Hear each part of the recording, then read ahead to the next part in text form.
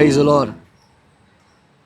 தேவ ஜனங்களே, கர்த்தருடைய பிள்ளைகளே, இந்த வார்த்தைகளை கேட்டுக்கொண்டு இருக்கிறதான ஒவ்வொரு ஜனமே, இன்னைக்கு தான் புதிதாய் இங்கே ஒருவேளை கேட்கிறவர்களாக இருக்கலாம். கர்த்தர் உங்கள் ஒவ்வொருவரோடு கூட தங்கியிருந்து உங்களை நடத்துவாராக. நாளிலே கர்த்தர் உங்களோடு கூட பேசுகிற அவருடைய வார்த்தை சங்கீதத்தின் புஸ்தகத்தில் 147 சங்கீதம் 3 வசனத்திலே வாசிக்கிறோம். இருதயம் நொறுங்குண்டவர்களை குணமாக்குகிறார், அவர்களுடைய காயங்களை கட்டுகிறார்.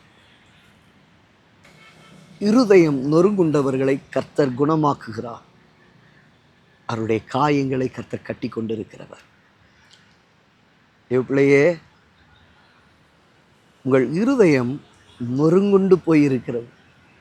நொறுங்கிருச்சு சொல்லுவாங்கல்ல, நான் உடஞ்சிட்டேன். அன்றைக்கு ஒரு தாயார் தான் பிள்ளையை குறித்த காரியம் வந்து பேசும்போது, இதை இப்படி பண்ணியிருப்பான்றதை நான் மனசில் கூட எண்ணி பார்க்கல பாஸ்டர். ஒரு குறிப்பிட்ட நபரோடு கூட பேசிக்கிட்டு இருக்கிறான். அதை கேள்விப்பட்ட உடனேயே நான் உடைஞ்சு போயிட்டேன். இருதயம் நொறுங்குண்டு இருக்கிற காரியம். ஏன் நொறுங்குண்டுட்டு அப்படின்னா, காயங்கள் நிமித்தமாய் அநேகர் காயப்படுத்தி கொண்டு இருக்கிறாங்க.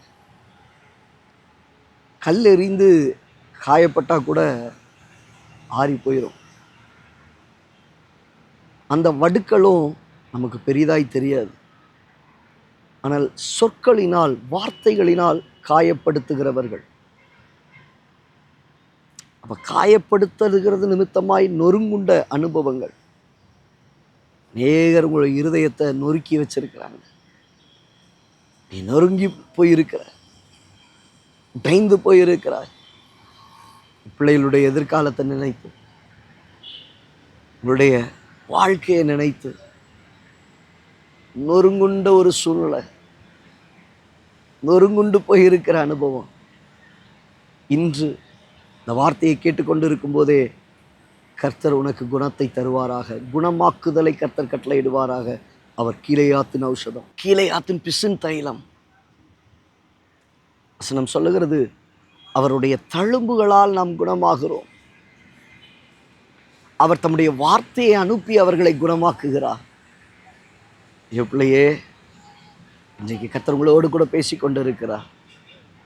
அவர் தம்முடைய வசனத்தை கொண்டு ஒரு குணமாக்குதலின் அனுபவத்தை, அவருடைய காயப்பட்ட தழும்புகளை கொண்டு குணமாக்குதலின் ஒரு அனுபவத்தை இன்று தேவனாகிய கர்த்தர் உங்கள் இருதயத்தில் தருவாராக. உடைய வாழ்க்கையில் ஆண்டவர் கட்டளையிடுவாராக. நொறுங்கி போய் அழுது கொண்டு இருக்கிறீங்க, உங்கள் பிள்ளைகளை நினைச்சு வேதனைப்பட்டு கலங்கி கொண்டு இருக்கிறீங்க. என் பிள்ளை நல்லா இருந்தால் நல்லா இருக்குமே, நன்றாய் படித்தால் நல்லா இருக்குமே, என் வாழ்க்கையில் உறுதியாக இருந்தால் நல்லா இருக்குமே, இப்படி பலவிதமான காரியங்களோடு கூட எண்ணிக்கொண்டு இருக்கிறதான பெற்றோர்கள் இந்த இடத்துல உண்டு. கலங்கி போயிருக்கிற சூழ்நிலைகள் உண்டு. இன்றைக்கு சொல்லுகிறேன், தேவனாகிய கர்த்தர் உங்கள் இருதயத்தை குணப்படுத்துவாராக. பட்ட காயங்கள், அதை எப்படி ஆற்ற முடியும்? தேவனாகிய கர்த்தர் உங்கள் காயங்களை அவர் ஆற்றுவார். உங்கள் காயங்களை தேவனாகிய கர்த்தர் கட்டுவார்.